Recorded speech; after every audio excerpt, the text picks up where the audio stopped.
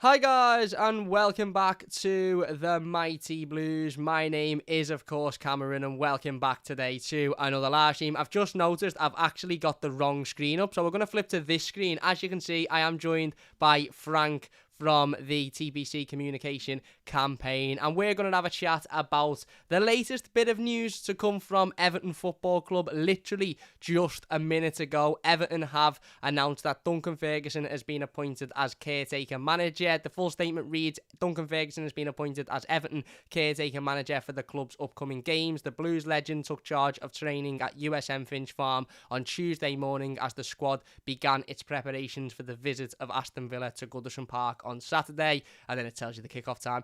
Ferguson will be supported in his caretaker position by John Ebrell, Leighton Baines and goalkeeping coach Alan Kelly.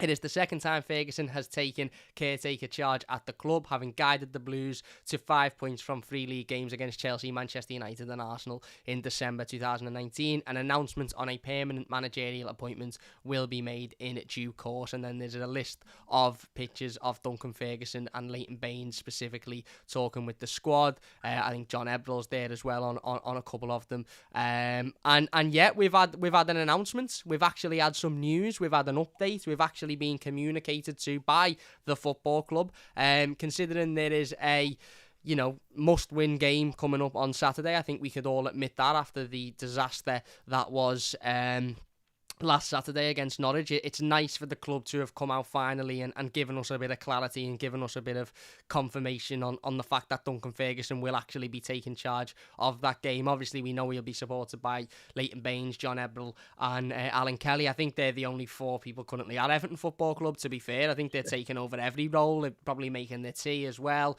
probably doing the bibs, washing the kits. I don't know who else is left at the club, to be fair.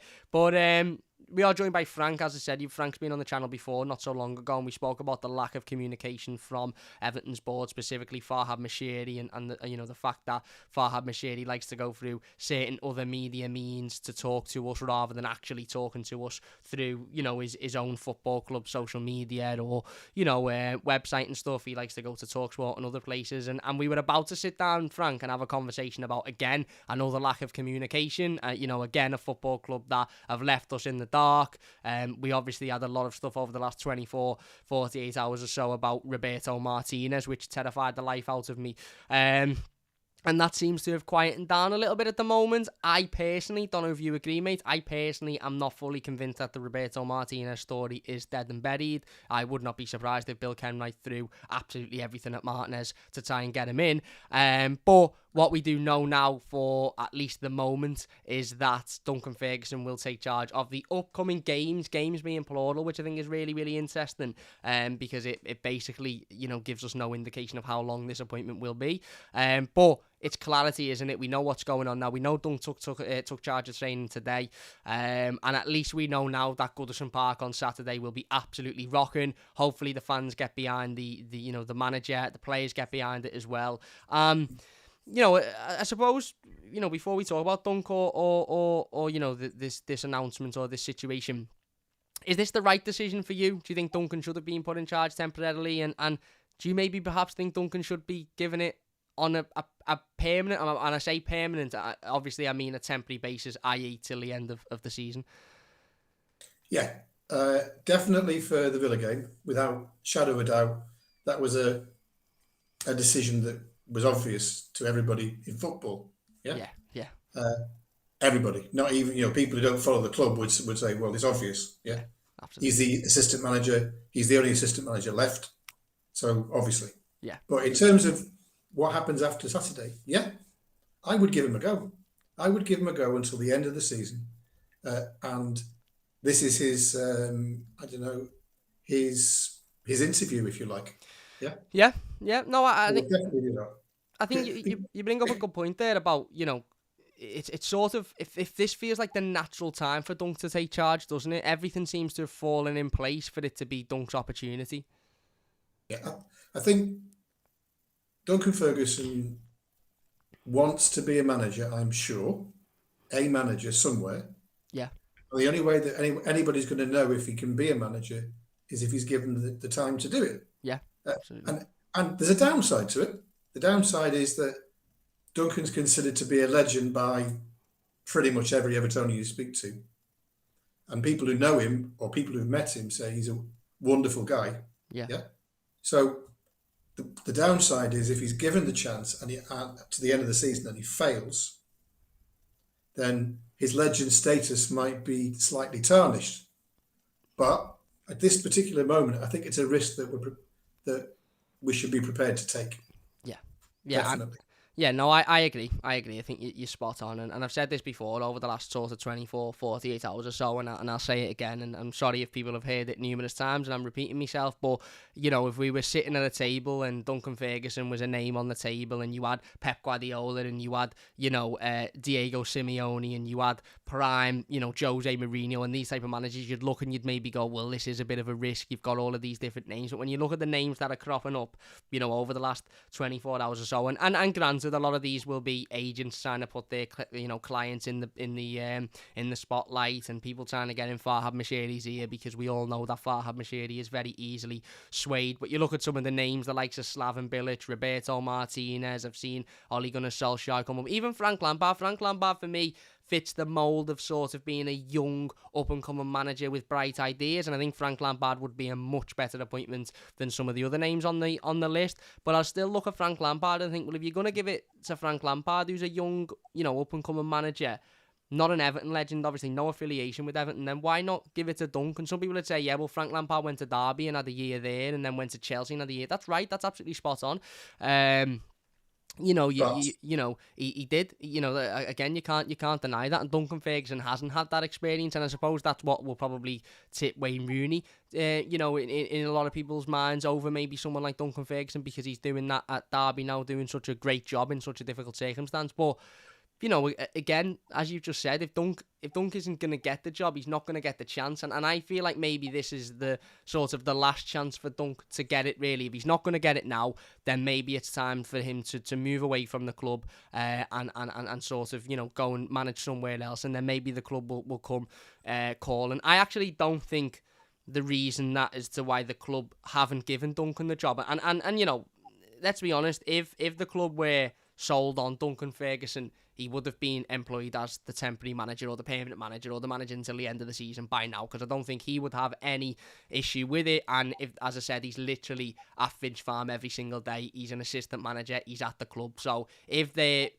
were tunnel vision on Duncan Ferguson, it would have been announced by now. I actually don't think the reason for them not being is because he's not got the experience. I actually sort of lean towards maybe thinking, does Duncan Ferguson know a bit too much about what's going on at the football club? Does he know a bit too much about who are the people that turn up on a Monday and say, I had an headache 6 weeks ago, I don't want to play at the weekend? Who are the people that turn up in the boardroom and haven't got a clue? And are the board, specifically one member of the board, let's be honest, Bill Kenwright, because the other fella is never here, is certainly Bill Kenwright scared of a manager coming in like a Duncan Ferguson and not being afraid to say, you're not doing your job properly, going into the players saying, you, don't bother turning up next week because you're idiots. Wayne Rooney said it, he done an interview. And I actually think Wayne Rooney will be very much like this as well, which interests me as to why the club are wanting to interview Wayne Rooney, because I don't think he'd stand for people not being good at the job or players giving half-hearted. Let's be honest, Wayne Rooney's an Evertonian. His kids are Evertonians. His kids were all brought up Evertonians. I know we can talk about what happened in 2002 and whatever, but he's a blue nose, and if he sees people are taking the piss, if he sees people are turning up and not really giving it 100%, he'll call them out. He done an interview, and he said that he said, I remember the first day at Derby, the first thing I said was, basically went in the dressing room and said, I want a bunch of characters. I want people who are going to fight and are going to want to work here, because we're in a bad situation, and if you're not going to put the work in, there's the door and don't bother coming back in. And I fear that Everton maybe don't want that. Everton maybe want somebody like Roberto Martinez, who is a lovely fella by all accounts. Never met him, but by all accounts, lovely fella, lovely gentleman. But let's be honest, not a very good football manager. Certainly not for the situation that Everton are in at the moment.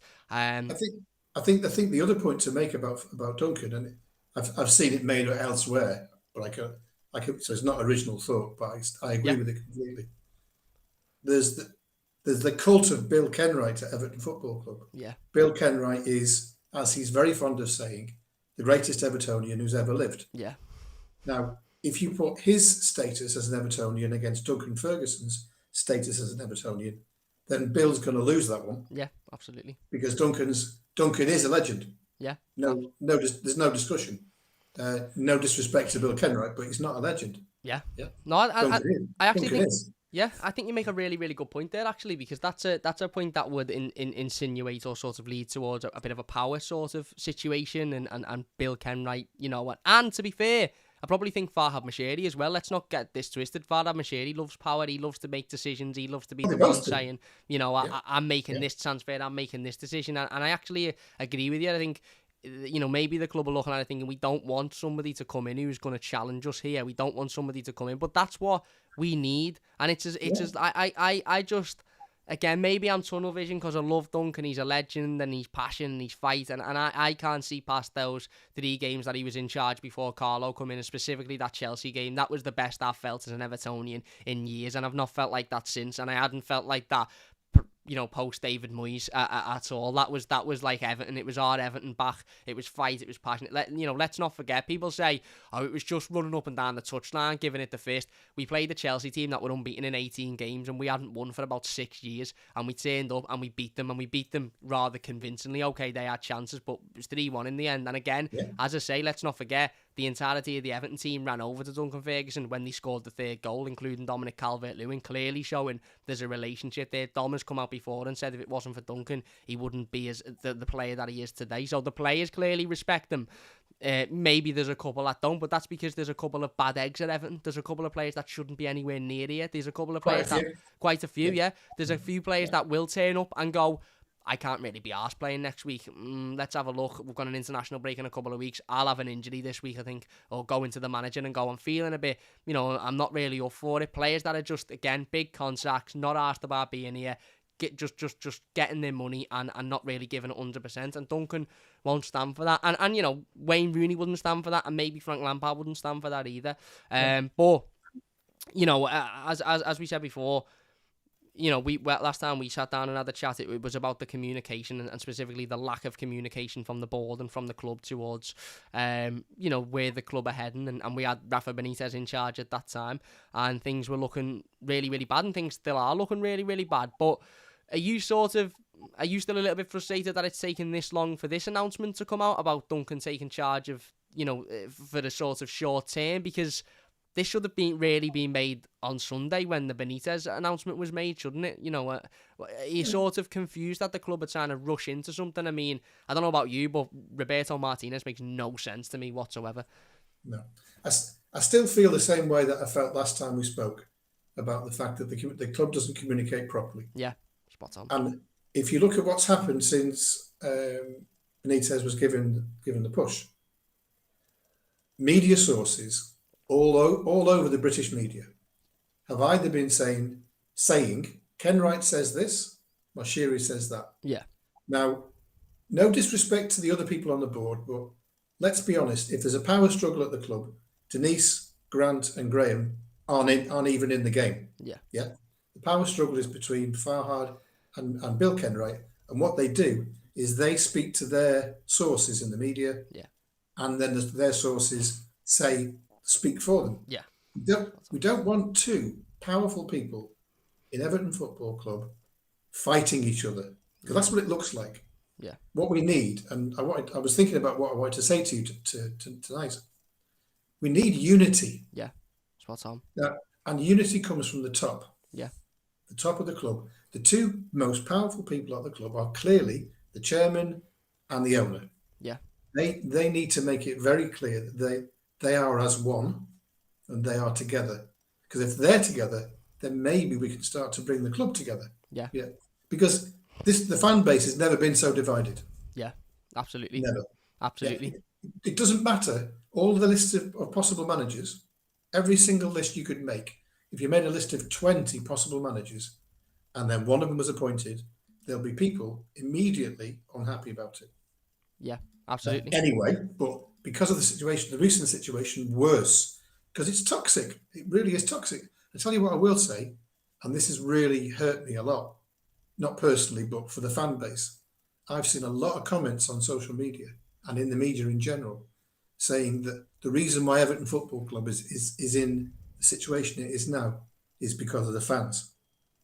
It's nonsense. That's the biggest load of tosh I've ever heard in my life. Yeah, it's nonsense. And you listen to stuff like that and you read stuff like that and you wonder, well, where's that coming from then? Because let's be honest, you're seeing people like, I think Peter Crouch done a report which said something along those lines, Jamie O'Hara, people who have got no clue about Everton Football Club, haven't got a clue about what's going on at Everton, what we've been through for the last 27 years. They haven't got a clue. So you're sort of looking, thinking, where is this come? Is somebody at the club saying this? And you're right about the power struggle between the owner and Bill Kenwright, but I sort of look and think, why is Bill Kenwright getting involved? Bill Kenwright shouldn't have a say in this. Bill Kenwright sold his shares. I know he's the chairman and I get all of that, but if Bill is the biggest Evertonian in the world, which I know he's not, you know he's not, mate. We all know he's not. It's nonsense.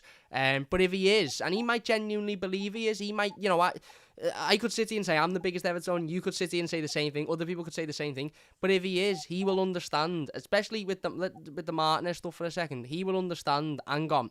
This fella was bombed out by fans. There was banners. There was planes going over Goodison. I remember going to the semi-final against Manchester United in the FA Cup. There was fighting in the stands because of the way the club was being run, the way the Martinez was, you'd lose a game 3-0. You'd go into a post-game press conference and you'd come out and he'd convince you you'd won the Champions League. He was a master at doing that. And again, he might be the loveliest fella in the world. He might watch loads of episodes of Coronation Season. Bill might be able to sit down with him and say, I know this fella isn't going to confront me. I know I can go in and he'll have a boss conversation with me. That's all well and good. Defensively, we conceded 144 goals in 3 seasons, and one of them seasons we were really, really good in.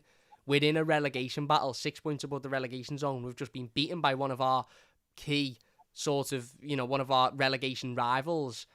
And you're wanting to appoint the manager who defensively was arguably the worst we've had post David Moyes. Do you know, if it was Sam Allardyce, I'd go, well, fans aren't going to like it. And I don't want Sam Allardyce, I'm not advocating it. But I understand the reasoning behind it. He's a master in avoiding relegation. He's a master in sorting defences out, stopping conceding goals. I get it. Even if it was Marco Silva, again, don't want Marco Silva, but I'd look at it and go, doing really well with Fulham, top of the league. They win 6 or 7-0. There's ideas there. I get it. Out of all of the ex-managers to go for, other than Benitez, who obviously is just gone, I think Martinez would probably be the last on my list. Maybe Ronald Koeman, but he'd certainly be down there.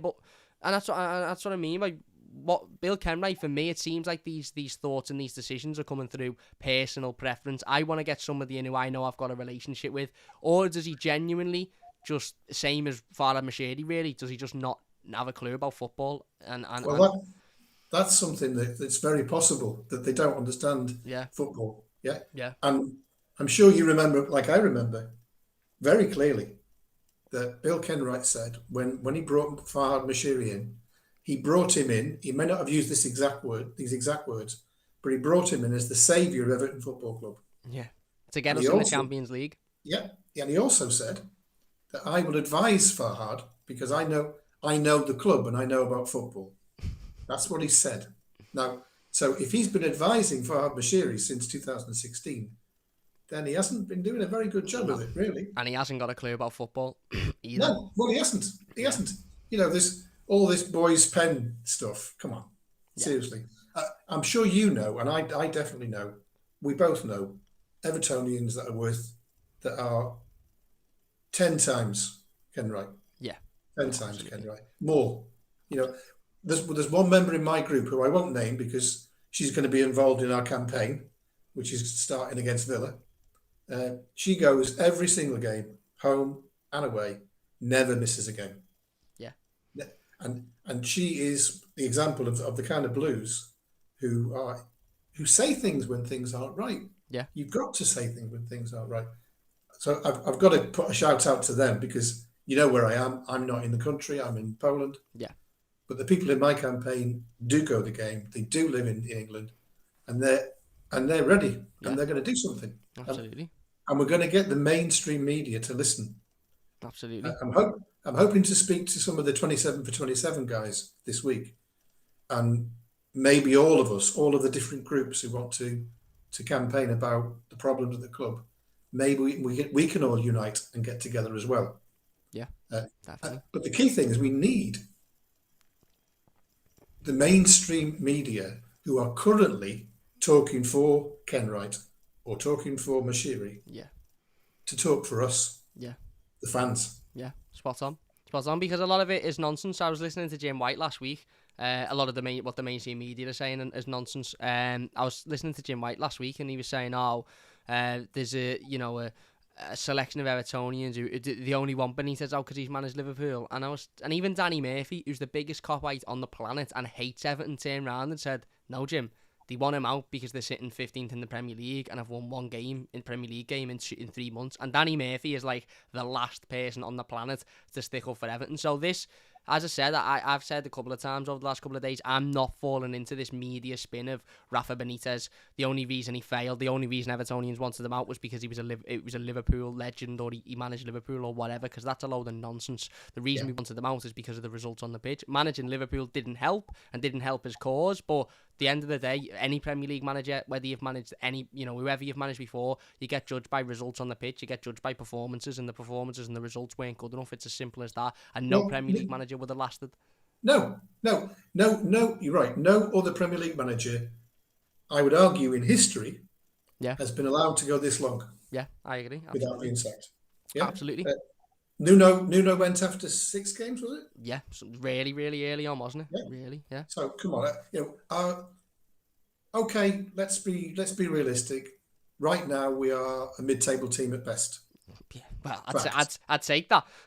Yeah, at the minute, yeah. But in recent history, we're a mid-table team, and we also need to think about how do we stop being a mid-table team and move in the right direction. Yeah, nobody's expecting Champions League. Yeah, absolutely. Or even Europa League anytime soon. Yeah. But just some kind of upward movement from 11th or 12th towards 7th or 8th. Yeah.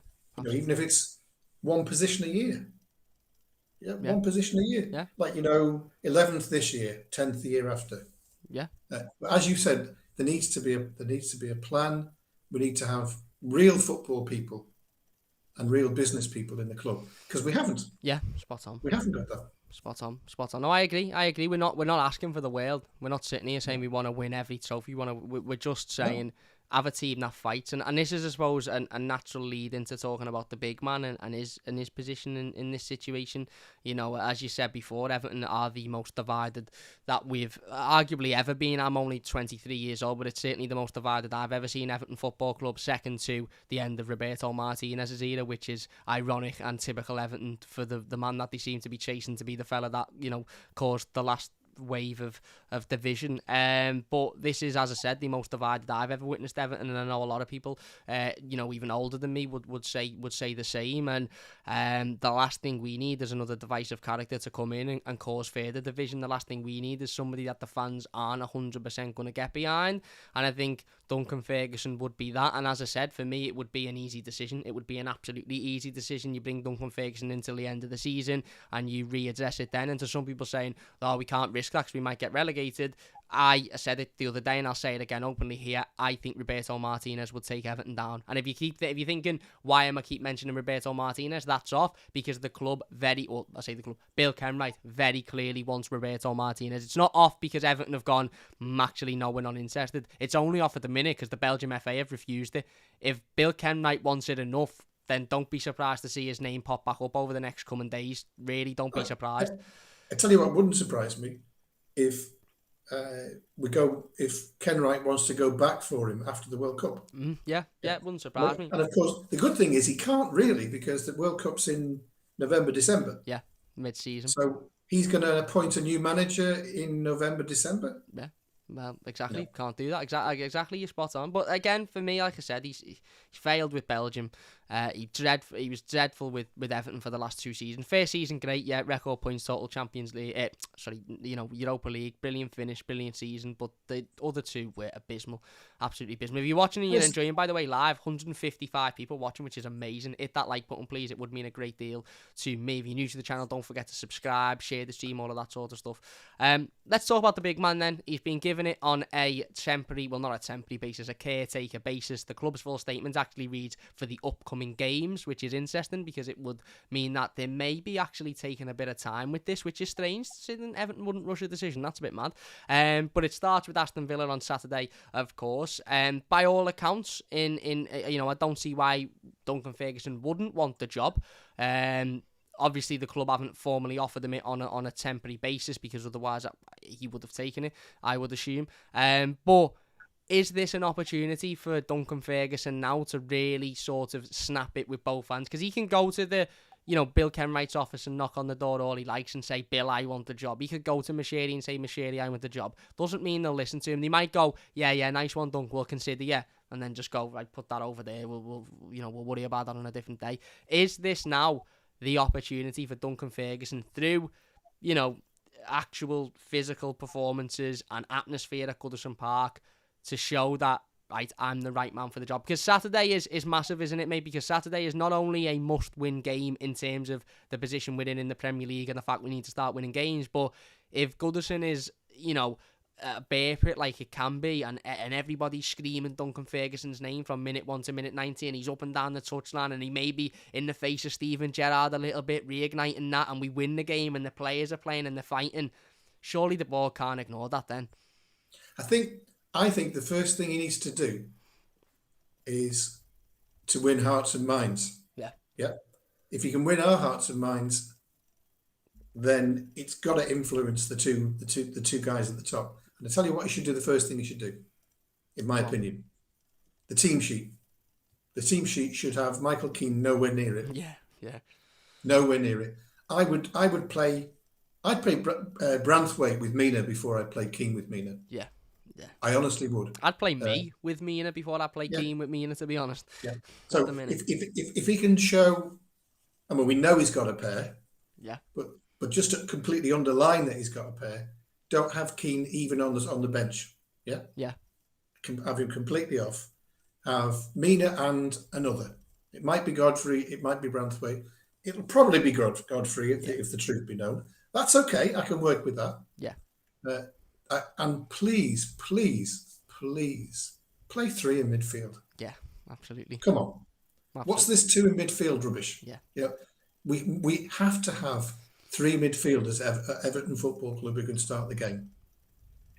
He's not everybody's favourite. He's not even my favourite. But as far as I know, Delph is still a player. Yeah, well, I think so. Yeah. Yeah. And Gabamin is still an Everton player as well. Yeah, absolutely. And Alan should have recovered from his bout of COVID, maybe. Well, yeah. If he was the player, then I think he would be out. He would be back now, I would assume. And Decore and Gomez. Yeah. So from that list of midfielders, we've got 3, surely. Yeah. Absolutely. So he has to play 3.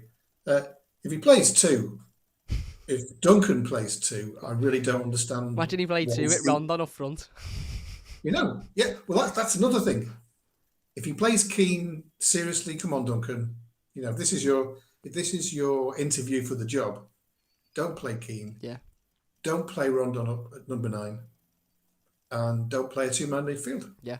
Yeah, and it's not hard, is it? We can see it for weeks. I mean, literally, Decore come out and said, I think we should play a 3-man midfield. The 2 strikers for me would be Calvert-Lewin and Richarlison, as they were when he took over in 2019, who were brilliant in the games that he took over.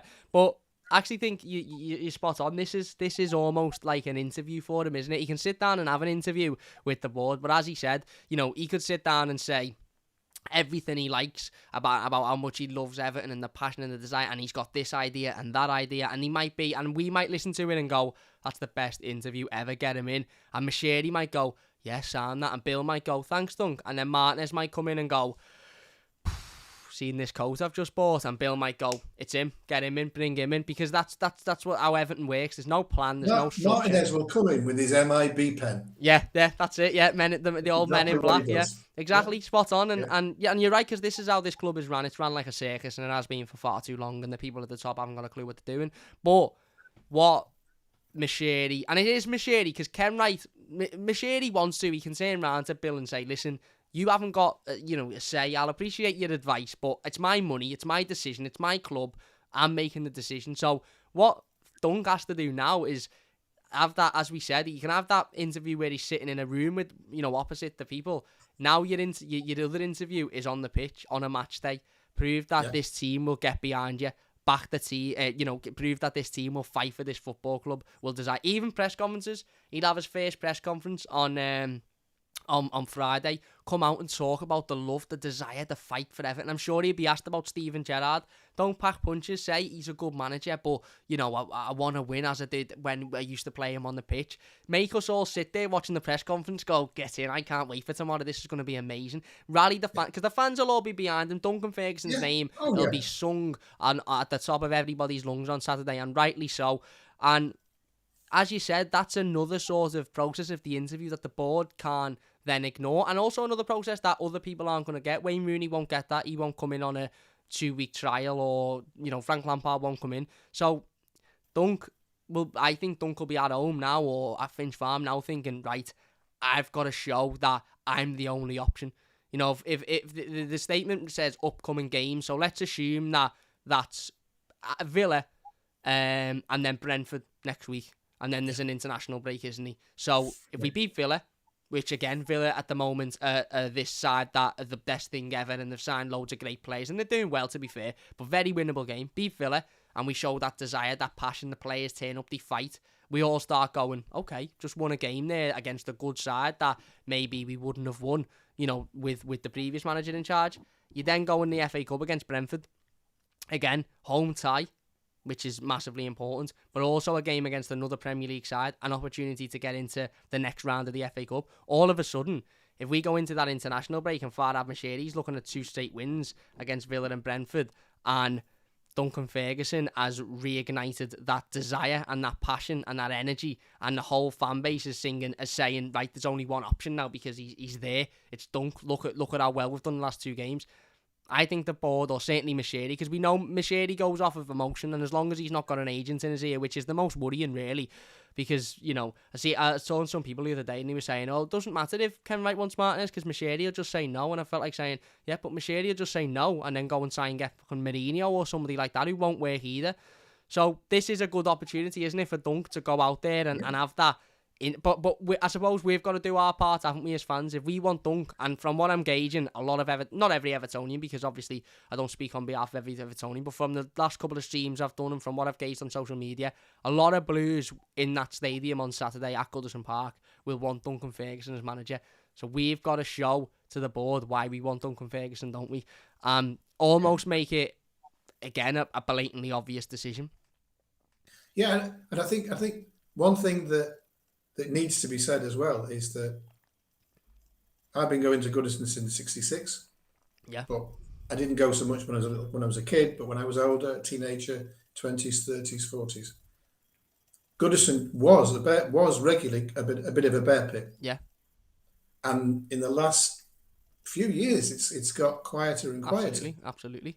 And I've had arguments with people who go to the game, and I've listened to it on the radio or watched it on TV. Not quite the same, but I've spoken to people who do go, and I've said, is it as quiet as it sounds? And some of my friends who go every single game say, yeah, sometimes. Yeah, no, it is. I agree. It really does go very, very quiet. Yeah. And on Saturday, it can't. No, yeah, absolutely. We have to have noise, as you said, the whole time. Absolutely. The whole game. Yeah, spot on. Yeah. And people are right. Goodison's atmosphere has dramatically dropped over the last 5 or 6 years, and that is because of a direct, the emotion coming from fans is just a pure worry and stress at the moment, because the people at the top of the club are destroying the club and ruining it. But if, as we said, Bill Kenwright is the biggest Evertonian on the planet and the best Evertonian ever to have lived in this, that, and the other, then these next 2 games, Duncan Ferguson has to give him the decision, pardon me, to look at Dunk and say he's the man for the job, and Farhad Moshiri to go, yeah, do you know what, we'll go for Dunk, because Farhad Moshiri will be looking at this now, I think, thinking, I've just brought in a manager who I went against everybody in bringing in, 99.9% of the Evertonians and a lot of the mainstream media and people around the club. I went against all of that because I believed this man to be the right man for the job. I've now, after 6 months, just had to sack him because we were sitting 16th in the Premier League and he wasn't good enough. Moshiri might, and don't get me wrong, he mightn't, because he loves the power and he loves the ego, but he might go, do you know what? I'm just going to look at what's working and I'm going to sit back and I'll maybe have a listen to some people that are maybe more into ground with the club. I mean, you've heard Neville Southall come out today, give it to Duncan Ferguson. Trevor Stevens yesterday, Duncan Ferguson. Peter Sam Reid, Allardyce. Duncan Ferguson. Sam Allardyce is a big one, because if you remember the last time we were in this situation, Sam actually come out and said, give it to me, basically. I think he went on TalkSport and said something along the lines of, I'm ready for the job, I want the job. And he did say today, I'd be ready to step in, to be fair, threw that little coin in. But mostly he said, it's Duncan's time, give it to Duncan. He worked with Duncan Ferguson. If Sam Allardyce didn't think Duncan Ferguson was tactically good enough to... I mean, Sam Allardyce is, whether you like him or not, he's the master at getting clubs out of this type of situation. You know, if he didn't think Duncan Ferguson was the man for the job, he just wouldn't even mention him and he'd go, get me in, I'm brilliant at doing this. But he didn't. He made a point of saying, this is the time for Dunk. There's reports still, unconfirmed reports, but there's reports still, that Carlo Ancelotti wanted Duncan Ferguson at Real Madrid. If he wasn't a good enough coach, if he wasn't tactically good enough, then why would somebody like Carlo Ancelotti want him at Real Madrid? So there's some big people in and around football, who know the club, who are saying it's Duncan's time now. Danny Donacci, who was the fitness coach, head of fitness, something like that. Benitez sacked him, effectively, as he did with many other people. I put a picture up today of Duncan Ferguson on Twitter saying my manager, Danny Donacci, liked him. Obviously worked with Duncan Ferguson, being around him. These are people that are around the club that are actively saying, yes. Alan Stubbs, another one. He went really against Martinez. Victor Anachibi said, is that some kind of joke at the assumption of Martinez? People that are around these people. Be interesting to ask the players. We'll never get to hear from the players because they're the most protected people in the world. But I'd love to sit down with Dominic Calvert-Lewin off camera and just say, Dom, be honest, you want Dunk? Because I would bet a bottom dollar he'd say, I'd love Dunk as manager. For sure.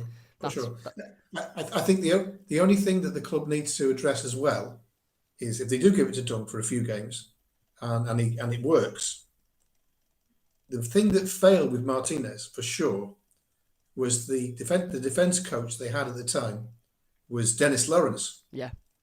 And Dennis Lawrence was, of course, the world famous Trinidad and Tobago centre half. Yeah. And he was the defence coach. So one thing we need in the club is we need somebody who can coach the defenders. Yeah, absolutely. Duncan can help because he can say, because of course he was a rip-roaring, barnstorming number 9, and he can give them some idea about what he wouldn't like as a centre forward. But we still need a defensive coach. Oh, absolutely. And I would love to get a coach who comes in and says, zonal marking, no. Yeah. Let's just pick up a man. Yeah, no, I agree, and you're right there. You know, there's still a lot to be fixed, and Duncan would have a lot to do, and it is that big question about tactically whether or not he'd be good enough, as the question still looms over Wayne Rooney, as it looms over Frank Lampard, and as it should certainly loom over Roberto Martinez, because he's been here and failed, so he's a completely different kettle of fish. But I think with Dunk, what you would at least get is those games at Goodison Park, you know, and you would, the atmosphere and the desire and the fight and the passion, I think would win us enough games to the point where we'd be okay. Because let's be honest, there's a number of players in this team. We mentioned Michael Keane, I think Mason Allgate's one. People would say Alex Iwobi, Rondon, who aren't good enough and shouldn't be here. We know that they're not good enough footballers. They need moving on. But there's a majority of that squad. There's a lot of that squad that are good quality players, and the word I would use is underachieving at the moment. We aren't where we are because you're thinking, well, that's the level of the squad. We are where we are because the players are underachieving, and the manager that's just been here didn't understand how to sort out a defence. So if we can get a manager who's going to come in, give that fight, desire and passion, and add even just the very base level of tactics to it, we'll win a lot of football games that we haven't been winning. Especially the ones at home, and we'll be okay. I mean, let's not forget when Dunk took over previously, and listen, this is going to be a Dunk loving, because I want Dunk as the manager. I think this is the right time. I look at the other options and think, well, we're not looking at Pep Guardiola and bloody Diego Simeone. We're looking at Roberto Martinez and fucking Nuno Espirito Santo. So, as far as I'm concerned, Dunk trumps them both. Let's not forget the games he managed. Chelsea at Goodison, as I said, they were 18 unbeaten, I think, fighting for the Champions League. We were in a terrible situation. Just sacked Silva after losing to Norwich and then losing to Liverpool. Beat them. We then went to Man United a week later with 6 first-team players out, unavailable, from the winner at against Chelsea.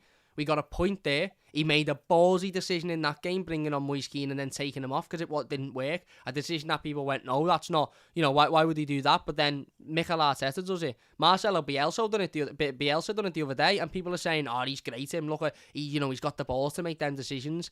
We then went to Leicester. We had Leicester in the cup, and okay, we lost on penalties, but we showed that fight. We got back in the game. The atmosphere was great. And then we had Arsenal, which was an absolutely dreadful I remember you speaking to Robbie after that game. From AFTV, yeah. From AFTV. And yeah, it was one of the worst games of Goodison I've ever seen. Oh yeah, it was shocking. But in that sense... But we didn't lose. Yeah, we didn't lose. And Arteta was in the stands and Ancelotti was in the stands. So we sort of knew this is a start of a new sort of era. It is what it is, effectively. But my point is, I mean, at that time, Leicester were great at that time as well. You've got Chelsea, United, Leicester and Arsenal as your 4 games in charge, and he's still the only Everton manager. And we don't lose. The only Everton manager to have managed more than one game and not lose. Yeah. When people were talking about Benitez being sacked and who would they like, and I was discussing it with some of my friends on the group about Ferguson. Yeah. And at first I said, my heart says Duncan, but my head says maybe not. Yeah. But the more I've been thinking about it, the last week or so, I've thought, why not? Yeah, exactly. Why not? As you say, he can get the fans galvanized first of all. If he doesn't know all the players at the club, nobody does. Yeah, spot on. So he can pick a match day, whatever it is, 11 plus. Yeah. How many subs? 9, is it? Well, you can get to 9, can't you? Often we feel about 3, but yeah. Yeah. So he could pick a match day 20 that he knows all of them. Yeah. And he knows who should be playing and who should be playing where. So why not? Why not give and not just the one game, like you say, games. Yeah. And please, if he could just win those 2 games, be amazing, wouldn't it? Then he might get into the end of the season. And if he can get to the end of the season and a miracle happens and we finish like top 10, yeah, imagine. Then if we can finish top 10 from here, then he's got to have a chance of getting the job in at the start of the season. Oh yeah, absolutely. And as you said, we've tried everything else and it hasn't worked. We tried the Ancelotti route, which I think some would say was a right decision by the club and was, out of the club's hands as to, the way that ended, and it was. The Benitez route was a stupid risk and hasn't worked. We had Martinez, who was up and coming, didn't work. Silva up and coming, didn't work. Koeman didn't work. So, again, Yannick Bolasie, another player I've noticed, just tweeted, passion, desire, commitment at Big Dunk. Yannick Bolasie was a player who was, let's be honest, bombed out of Everton. Now, rightly or wrongly, if you're enjoying, by the way, please hit that like button. 265 people watching. If you could get the likes up, that would be amazing. If you're new, don't forget to subscribe. Yannick Bolasie was bombed out the club by Ancelotti or by whoever because, he was injury prone and this, that and the other. He went on an Everton Twitter Spaces the other day and basically said it needs to be Dunk. He's a great fella. He knows the club. Tactically, people that have worked with Dunk, players, ex-managers, ex-players are coming out and saying, I don't really understand where this not tactically good enough thing is coming from. He is tactically good enough. Now, Yannick Bolasie had no need to say that. He's not, and he's got no commitment to Everton. He could say, hang on, this club wanted me out and didn't give me a chance, so I'm not saying anything about him. But he's not. He's come out and said, no, Dunk, give it to Dunk.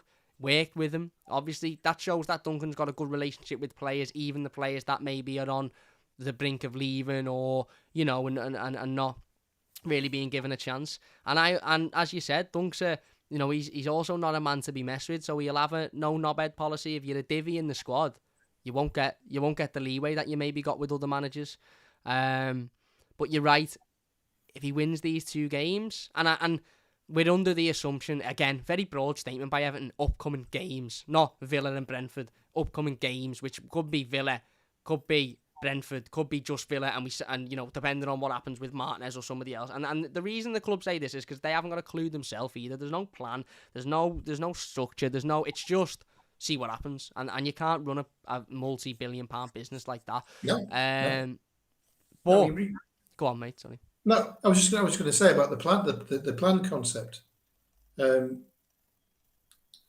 mentioned this the other day when you had one of your broadcasts, that the problem with the club for so long is we've been reactive. Yeah, not proactive. Yeah. That's the problem. We're not proactive. Mm. We've got to think, okay, where do we want to be? Yeah. I mentioned to you before about what Denise said last year. March last year, Denise said, we want to have a world-class team with a world-class stadium. That's what she said. Yeah. The exact words she said. Great. Wonderful ambition. How? Yeah. How? Yeah. How are we going to move towards that vision? The stadium, fingers crossed, is going to happen as long as we stay in the Premier League, of course. Yeah. Yeah. Because the point has been made, if we get relegated, then maybe the stadium doesn't happen. Yeah. Yeah. That's a possibility. Absolutely. But let's assume we don't. Yeah. Let's hope. Okay. When are we going to get into Europe? Yeah. Again, when? Is it this decade? Is it next decade? Yeah. Have some kind of actual benchmarks, if you like. Yeah. Yeah. This is our benchmark, and it doesn't. And we don't have to hold them to it and say, "You said, you'd be, in Europa League in 2028, and you're not." It's a target. Yeah. But at the moment, we don't know. Like you say, we don't know where we're going. And one thing that's been mentioned by yourself and the guys at Toffee TV and lots of people, Evertonians, is that we don't have a style. Yeah. We don't have a pattern of play. And also, not only do we not have a style or pattern of play, it doesn't run through the age groups. Yeah. Yeah. Which is key. And that's really important. Yeah. If we had under 23s that played the same way that the first team are playing, it's easier for them to come in. Yeah. We've probably got 3 or 4 under 23 players right now who I think could do a job in the first team. Yeah, definitely. For sure. Definitely. You look at the likes of Branthwaite, absolutely. Yeah. I mean, for me, he's a first team player already. Yeah. He's got the quality at 18. Yeah, especially. So Branthwaite, I think Welch, Mills, Sims, Dobbin. Yeah. Yeah. All of these players could definitely do a job if given more than 3 minutes at the end of a game. Yeah. Yeah. And if there's a manager to do that, Duncan's been around them, he knows them, he'll also know who's ready. And I also feel like trust is a big thing. And I take the Luca Dean situation in this. I've heard loads of different things and in loads of different points of views about the Luca Dean situation. But Rafa Benitez making that decision and then coming out and saying, trust me, whilst he is under ridiculous amounts of pressure, with 16th in the Premier League, and he's got a previous connection with a certain other football club, that was never going to go well. If Duncan Ferguson made that decision and said, listen, doesn't want to be here, doesn't want to play for us, let's say take what Rafa said as the truth, doesn't want to be here, doesn't want to play for us, I've made a decision, trust me, a lot more Blues would go, actually, yeah, do you know what, we will trust you, because you Duncan, we trust your decision, and we trust you want what's best for the football club. So that trust is key as well, isn't it? And in this appointment. Oh yeah. You absolutely would trust Duncan. I'd love it for it to be him and him to make it and to stay and be our manager in August and carry on. I still have a feeling for Rooney based on the job he's doing at Derby at the moment. Yeah. So it might be that Rooney's going to be a future manager of Everton. Yeah. But having said that, Duncan's he's not an old guy. No. Is he 50? Just turned 50 a few weeks ago, yeah. Yeah. So if he does well, he could be our manager for 5-10 years. 10 years, yeah. It's still possible. Yeah. So, and that would be wonderful, wouldn't it? It would be amazing. Yeah. And let's not forget as well, David Moyes was young when he come in.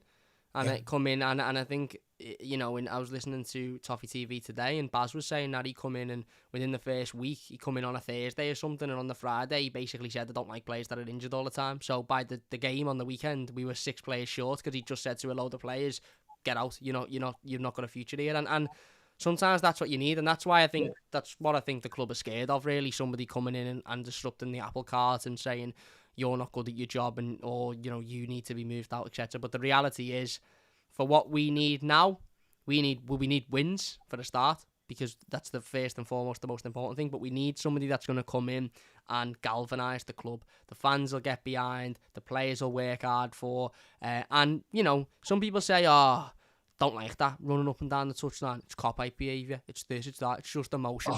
That Please, I please, I cried. hate that. Exactly. I hate that I stance. cried when he Yeah, ran and hugged that ball boy against Chelsea, because that's what Everton is. It's seeing a manager on the touchline, going, showing how much this means to him. Not standing up and going with his arms folded. Carlo used to do it, and at the time you go, oh, look at how cool, calm, collected Carlo is. But we'd win games, like the Tottenham game, where we'd win with a last-minute goal, and Carlo would be like that, sipping a cuppa. And at the time you think, oh, cool, calm, collected, that. But when you lose and you think, there's no emotion, there's no dedication, there's no ambition there, there's no fight, there's no desire. Whereas the run up and down, he's a master at it across the park, an absolute master at it, giving it the fist pump, come on, running up. Remember when they beat us, sorry to remind everyone, at Anfield in the derby, and he's run on and hugged the goalkeeper, and you're sitting there thinking, what a cringy. Imagine Duncan Ferguson beats Liverpool at Anfield in front of the whole of Liverpool fans, and he runs on the pitch and is hugging players and this, that. We'd love it. We'd be all over it. And that's what we want, and that's what we need to glue us together.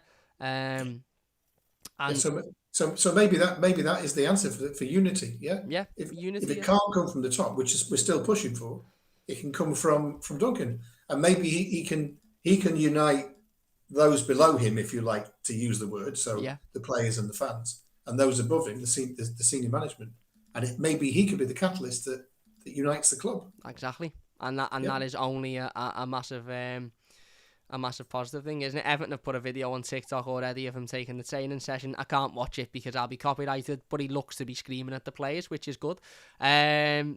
But no, as you said, mate, we need that unity, and obviously we've got the TPC communication campaign. We'll talk on that as well, and we will get into the live comments in a moment. By the way, Semi says Duncan can unite this fractured fan base. Yeah, Abigail says I've read we're looking at Nico Kovac and Fabio Cannavaro. Is Fabio Cannavaro even a manager? I thought he was still a player. Carnivore Big Sam says Gary, maybe. Adult says Rooney and Ferguson together could be a mix of gas and a match, and when they fall out, players will be running for cover. Would they fall out though? Because they'd both ultimately want what's best for Everton, and I could see them two falling out with other people rather than them two falling out with each other. If you are enjoying, by the way, those likes, 275 watching, if you could get to 100 likes, that would be great.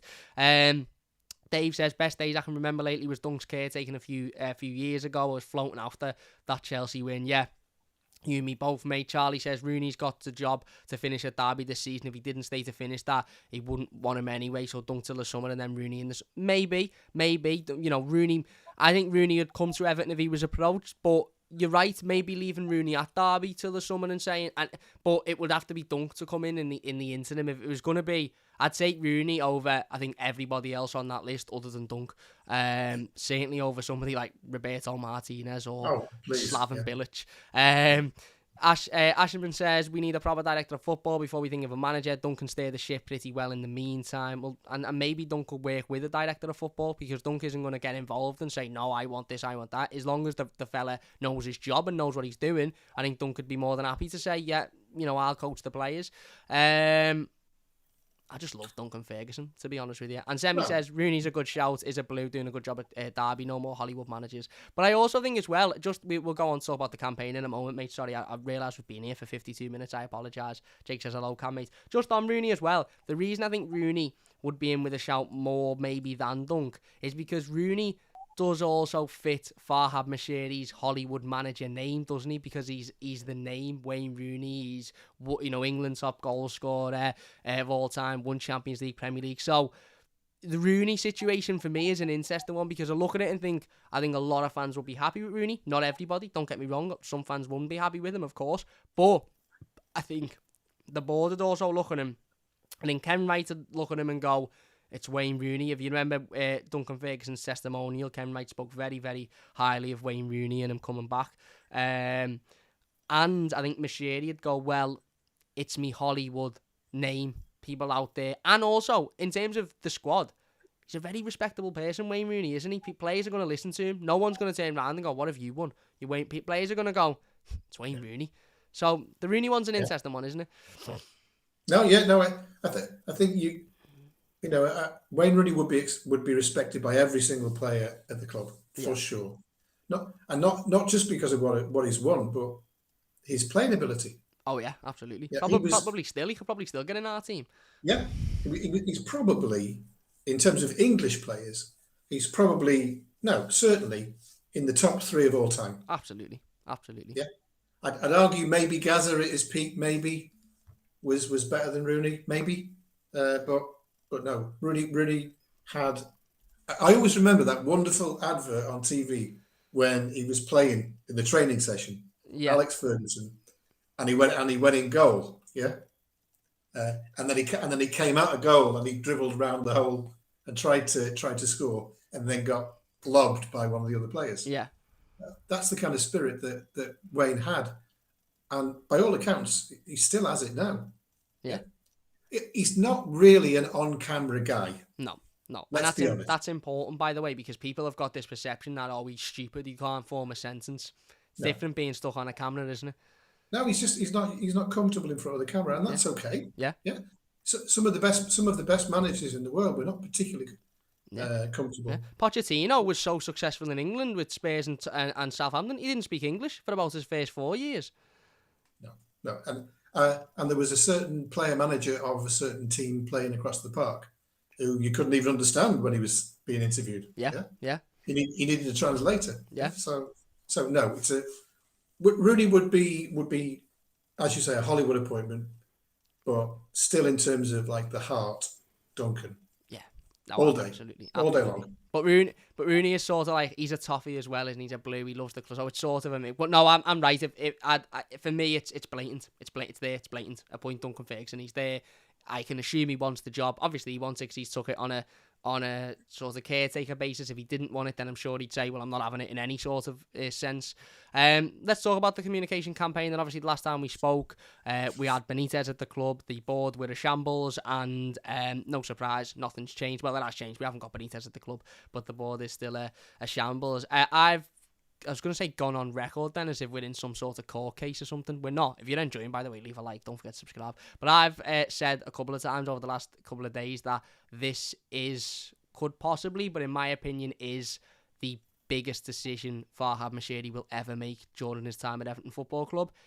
As in the managerial decision, if he gets this wrong, we could be facing relegation, and I think if we get relegated, we'll be a little bit like Sunderland. We'll drop, Eds will drop, we'll go again, and we'll just keep going. Maybe even like a Leeds. If he gets it right, then we'll be okay. Again, we've heard nothing from the club until literally an hour ago with the Duncan Ferguson stuff.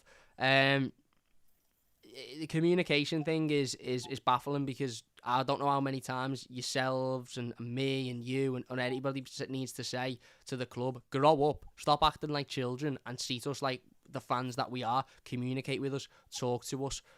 But they don't seem to be, do they? You know, what makes me very disappointed is that the club can communicate very effectively. Yeah. And there have been many times when they have. Yeah. The Super Six situation. Oh, yeah, absolutely. Sly Six. Yeah.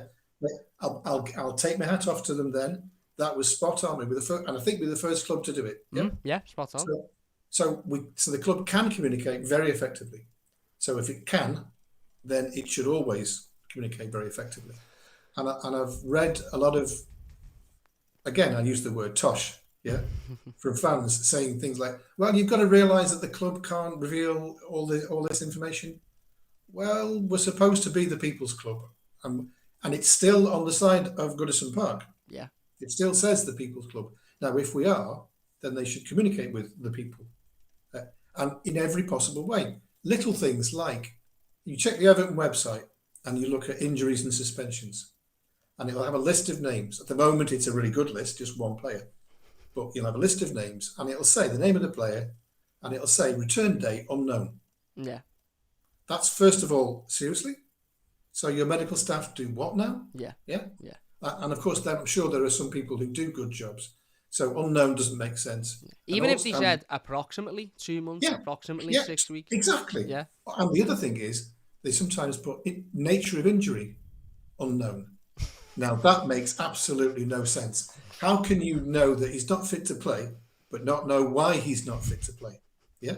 So little things like that. Yeah. But the big problem that we're pushing for is that the people in charge of the club, and it's been pretty clear recently that I still say there's a power struggle between Moshiri and Kenwright. Yeah, absolutely.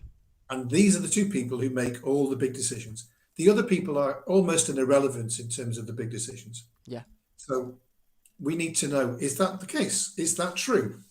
Are all the big decisions made by Farhad Moshiri and Bill Kenwright? And as I said to you the last time we spoke, if that's the case, they should be able to say that to us and be proud of that. Yeah.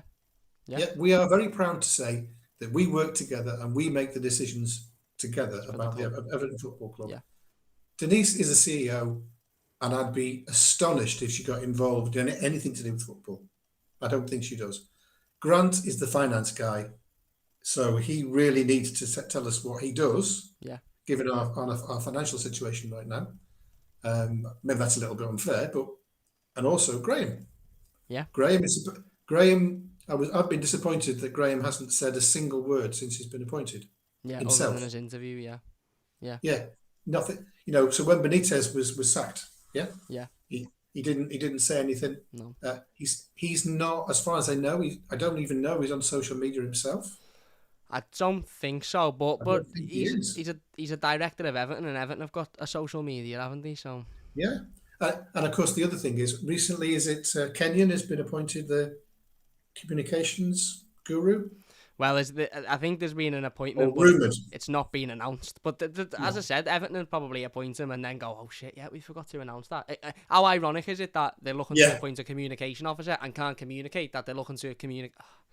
This club. And I think the other thing about our campaign is that I've been completely inspired, ironically, by the Evertonians who I've tried to communicate with and say, look, let's do something. Yeah. And they've said, no, we can't rock the boat.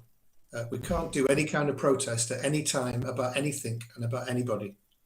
And they've inspired me and all the people I work with in the campaign. Absolutely. Because if you care about the club, you should communicate that. Absolutely. And it's not enough to say, I go every game. Well, good for you. A lot of people Wonderful. do. But if that's it, if that's all you do, go every game. And as we said before, sometimes Goodison is like a morgue. Yeah. Yeah. So if these people are there, season ticket holders, week in, week out, and they sit there and they don't say anything, and they don't sing, and they don't cheer, well, I don't really get why they're there. Yeah. Yeah. I'm going to say something slightly controversial here, slightly. It's clear to me that there are a number of Evertonians who don't want to rock the boat because they're visualising their season ticket in the new stadium. Yeah. Possibly, yeah. Possibly. But the other thing that is definitely for sure, the other campaign which was roundly criticised and booed, the 27 for 27, most of Goodison were against what the people did that day. But at least the people, I don't agree with walking out in the middle of a game. That's a personal point of view. And most of the people in my campaign don't agree with that either. But that was their approach. Yeah. And what they want is, I would agree with everything they want. All the people in that campaign, I agree with what they're asking for. So you've got to do something. The club needs to know. I think you've made this point before on previous videos, and I know the Toffee TV guys have as well. The pandemic has proved that football is nothing without the fans. Absolutely. So we have to prove to them that that we really do care, and this is one way. Just be honest with us. Just talk to us. Be open with us. Tell us who does what. Yeah. Because we don't. As far as we know, the media tells us that Farhad decides this, Kenwright decides that, and it's like 50-50, toss up in the air. I read reports in the last 24 hours from different media sources saying that Kenwright wants Martinez or Moshiri wants Martinez. Yeah. Now, obviously, if one of the two of them wants Martinez, it's obviously Kenwright. Moshiri isn't going to want him. He sacked him, and then Mr. Martinez took him to court for £10 million. So come on, so. Even if that could just be said directly, I mean, it's not going to be said directly at the moment, but that's our aim, to make sure that this kind of thing is said directly. But it's not even said indirectly through their mouthpieces. Yeah. Yeah. Simon Jordan, Jim White. Yeah. any number of national newspaper journalists. Yeah. Phil McNulty, any of these people. Yeah. These are just names. I'm not blaming anybody Oh in no, particular. absolutely, yeah, Yeah. Yeah. But a lot of these journalists, they carry on with the narrative, and it seems like it's the narrative they've been told yeah, to present, and that's disturbing. yeah, Yeah. definitely. Speculation, media talk, silly season, we get that. We understand that. But when it's a consistent message, and the message the message is Moshiri's bad. Yeah, That's it. Moshiri's bad. Everything else in the club's fine, but Moshiri's bad. no, Maybe he is, yeah, but but there's other but people I involved. don't think he could possibly be the whole problem. Yeah, no, I agree. I think and this is another problem. And Semi's donated £5 to the stream and says thank you, Cam. And it's because he's saying guest because the graphic says guest. It's Frank. It's Frank. You can find Frank's details in the description. His Twitter page, Facebook page, all of that. Channel's boss. Get the likes in and get behind the big man. Thank you very much. No, you're absolutely spot on. And again, the communication thing is something that has grinded my gears certainly for a long time, and as you said, it doesn't take an awful lot to sit down and talk to us. Doesn't take an awful lot to sit down through your own medium and say, this is what's going on, or this is the decision we've attempted to make. And you're right. When it's weird because Moshiri will communicate with the likes of TalkSport on things like backing a manager when we know he's inevitably going to be sacked. But in this situation, he's not coming out and saying, you haven't heard Jim White say, I've just had a text from Farhad. He's saying that they're not rushing the appointment, and they're gonna take the time to find the right man. I listened to TalkSport throughout the whole of this morning and didn't hear that. So, even if you're gonna talk through TalkSport, which we all disagree with, there's not even any consistency with that. And No. as, And then they pull these ex players on. Okay, they're pundits. They're paid to say what they say, but even it doesn't matter which pundit it is. Nearly all of them will still stick with the narrative, or very tellingly not say something. Yeah.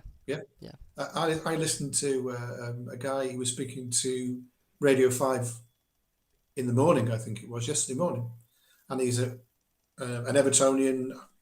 I'm not sure what he has a channel or a Twitter page or what, but he's an Evertonian, and he was being interviewed, and they asked him what's wrong with the club, and he just talked about Benitez. And he didn't, and that he didn't want Martinez. Yeah. And then that's it. He didn't go any further. He just talked about just the manager. I don't understand how you can be an Evertonian and think that it's just down to the manager. It can't possibly be. What will the next one be? 6 in 6 years? Yeah, 6 in 6 years. Yeah. So no, you're right. You're absolutely spot on. And I said this. I said it.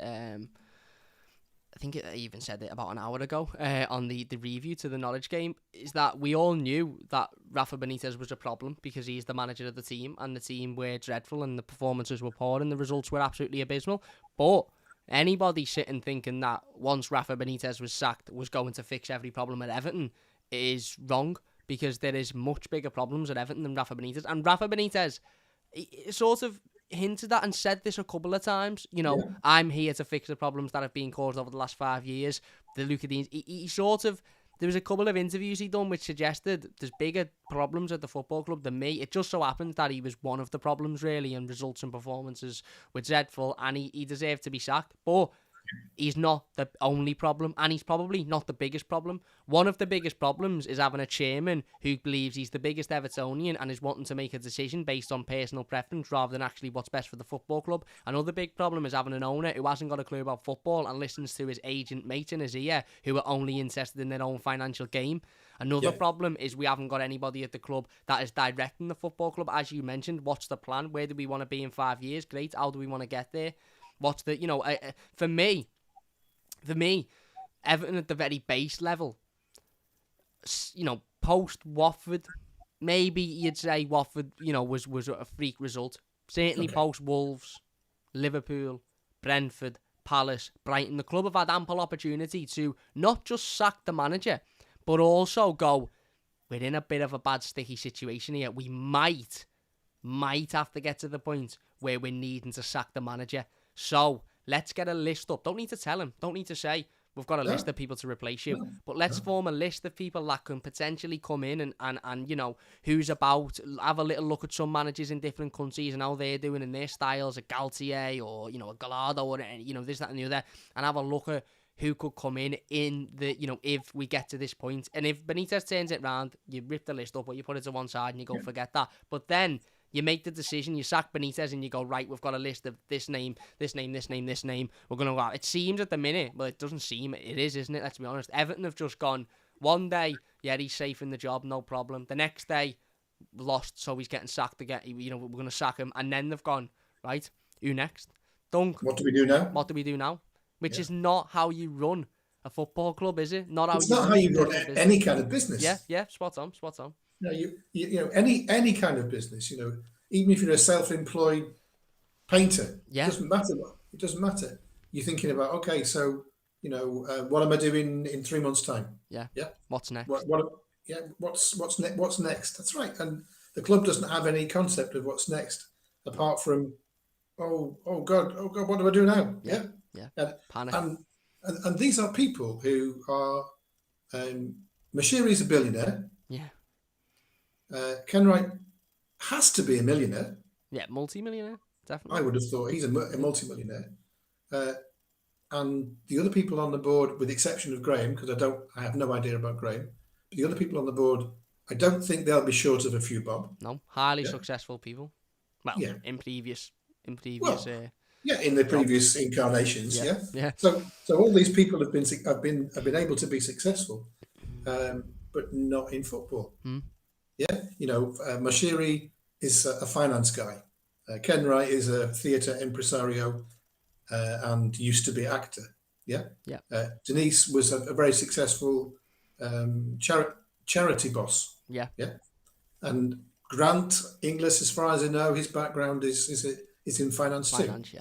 Yeah, and that's it. So now Graham, of course, was an exceptional player, but he didn't become an exceptional coach or an exceptional manager. Absolutely. Or director of football. Absolutely. So whilst I have no problem with him at all being on the board, I'm fine with that. It's not enough. Yeah. One thing I would say is interesting is Tim Cahill, senior executive position. What exactly does that mean? Well, to be honest, I don't know, and I don't think the people who are about to employ him know. I think they've probably just Googled fancy names in a business, and they've gone, "Oh, look at that senior executive. We'll give him that." Apparently, the club where this is just Everton. We are a circus, aren't we, mate? We're a soap opera. We're a soap opera. I read an article today which stated that Everton are after Tim Cahill as a senior executive. You know, whatever, no problem. Tim Cahill, Everton loved him at Everton, worked hard. Probably would be one of those people I can imagine coming in and saying, "You're not doing your job properly. You're not. You know, we need the best for this football club," because he's an Evertonian. But it's dead interesting. The article said Everton were particularly impressed with Tim Cahill's involvement in bringing James Rodriguez to Al Rayyan, and I sat back and thought, James Rodriguez come from Everton to Al Rayyan, so Everton have gone, we sold a player there. Oh, look at that, Tim Cahill's. Oh, he done well bringing him in, didn't he? It's a circus, mate. It's a circus. But no, you're right. Again, that lack of responsibility, accountability, who does what, you know, again, who's making what decisions. And I sincerely hope that Graham Sharp is on the phone to Bill Kenwright saying, Bill, you obviously forgotten the last time that this fella was at the club, i.e. Martinez. Stop pushing for him. It didn't work. It wouldn't work again. The fans, you know, Graham Sharp really, I know this isn't his job, but he should almost for me, or could almost for me, take up the role of almost sort of passing on what the fans are saying. And I know not everything the fans say is right, and that's fine. And I'm not saying, you know, ask me who I want and then employ whoever I want. But what I'm saying is if a large majority, and let's be honest, a large majority of the fan base are against somebody, given a large majority of the fan base were against the last fella and we're already so divided, it's probably best to not go with that person. And I would like to think Graham Sharp is looking at social media, talking to Evertonians and going back to Bill Kenwright and going, listen, this isn't going to go down very, very well. And the only thing that will go down is Everton if it goes wrong. If it goes right and we're like we were in the first season, lovely footy, you know, again, playing playing, scoring loads of goals, it'd be boss. But I don't think it will go like that because our defence is worse now than it was then, and it was really bad then. And Dominic Calvert-Lewin isn't Lukaku. Yeah, spot on. As much as I love Dom and as good as Dom is, you're right. He's not a 30 goal a season. I'd be very surprised if Dominic Calvert-Lewin is ever Lukaku. Yeah, no, you're right. You're right. He's not that kind of player. Yeah. Lukaku was goal scorer. Yeah, spot on. You put it anywhere near him, anywhere near the penalty box, and he'd have a good chance of scoring. Yeah. That was all he was. Yeah. What was that wonderful quote that people used to throw around at the time? He couldn't trap a bag of cement. Yeah. I think they probably still do throw it about, to be honest with you, mate. There's probably a couple of people at Chelsea who would have that argument with you. But if Lukaku couldn't trap a bag of cement, what can you use for Rondon? He is a bag of cement. Yeah. There you go. Yeah, true. Yeah, listen, look, well, again, as we said, the big man's got it, temporary basis. As I said, I still can't trust this board to not make an absolutely dreadful decision. So we'll wait and see. We'll keep updating everybody as the news comes in every day. Hopefully doing these streams every day. But it starts on Saturday, doesn't it, mate? It starts on Saturday, and Duncan's got to go out there and almost use this as an interview and show the board and the fans and the play and everybody why, this is the right man for the job. Because I think we could get to a point on Saturday where we sort of, something clicks and we think, this is right. This is what we need at the moment. This is exactly what we need. And even if it's just a wonderful honeymoon period until May with Duncan, and we win enough games to finish, I don't know, let's think big. We finish enough games to finish in Europa League. Yeah. We win enough games. That would be wonderful. Just that. One thing I will just say to compare that. When I was a kid, I wasn't really old enough to appreciate what Everton were winning at the time. Yeah. I was 3 when we won the league, 6 when we won the FA Cup, 9 when we won the league again, and then between 9 and 23, nothing. Yeah. And I had 14 years of nothing. And I remember going to Wembley in '84 when we beat Watford 2-0, and I was there with my best mate, and when Ratcliffe lifted the trophy, I'm not ashamed to admit, we were both crying. Yeah. And I said to my mate, it doesn't matter what happens now. For the rest of my life, I've seen Everton win a trophy. Yeah. No, I had no idea what was going to happen next. The next year, 84, 85. Yeah. That was beyond all of my dreams. But I want that for every Evertonian. Yeah. Every Evertonian who's not old enough to really appreciate the last trophy, like yourself. Never seen it. Never seen it. Mate. Wasn't born. Yeah. So we need that one trophy. Yeah. One trophy. And let's not forget, by the way, mate, we're still in the FA Cup.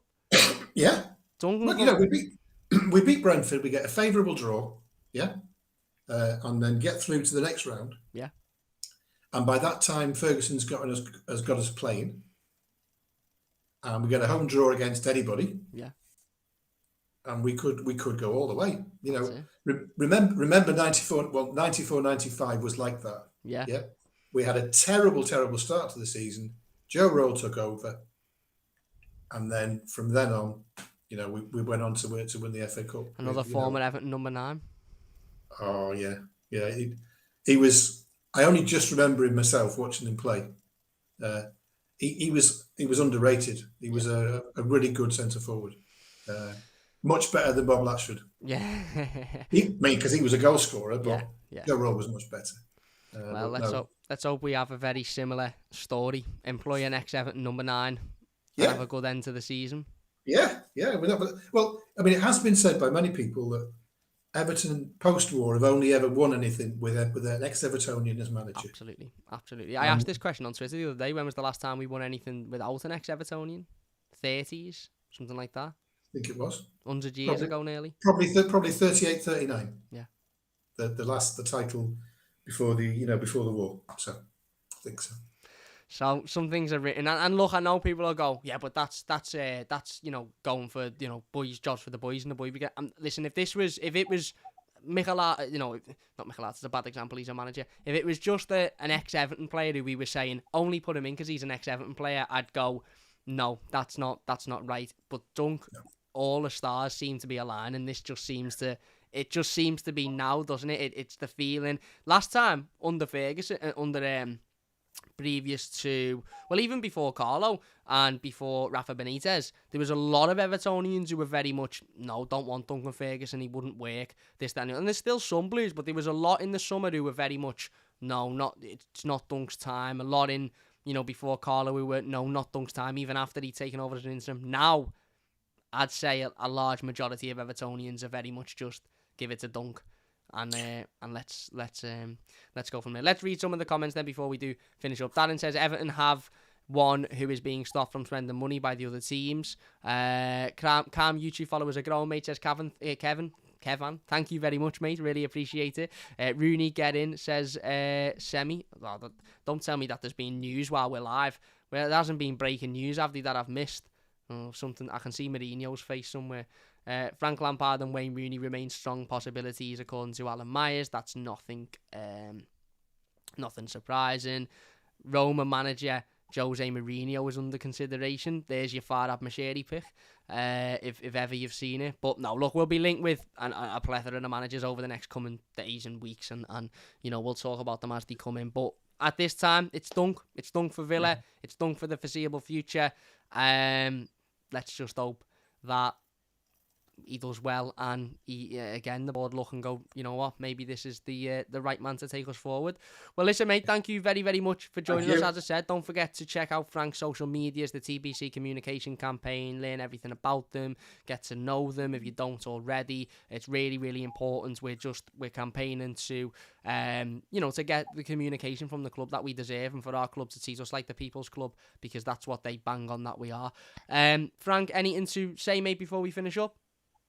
No, I couldn't. I would just reiterate what you've just said, that maybe the stars are all aligning, and maybe this is the season. Yeah. That Duncan takes over X number 9. We were in a perilous situation last time. He turns it round. We finish outside of the bottom 3, and we win the cup. Yeah. And at this point, I'd snatch your hand off for that. I'd absolutely snatch your hand off for it.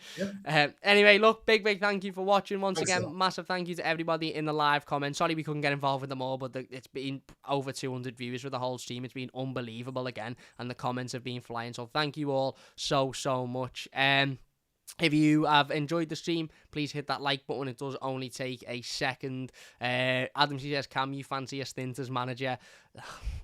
I struggle being a fan, never mind the manager. If you have enjoyed this one, please hit that thumbs up button. If you've watched as a YouTube video, get your comments down below and let us know your thoughts on everything we've spoken about. And as I said, check out Frank's links in the description. Jake says, great teams, guys. Nice one, Frank. You say everything as it is, just like Cam. Smash Gerard's head in on Saturday. And Semi says, great team. Take care, everyone. Thank you all very, very much. Once again, massive thank you to Frank. Don't forget to check out his links in the description. Michael Winstanley says, love the positivity. Well, let's wait and see who we're linked with over the next couple of days or so. I could have I could be streaming again tomorrow night, absolutely fuming that Mourinho's coming in, so we'll wait and see.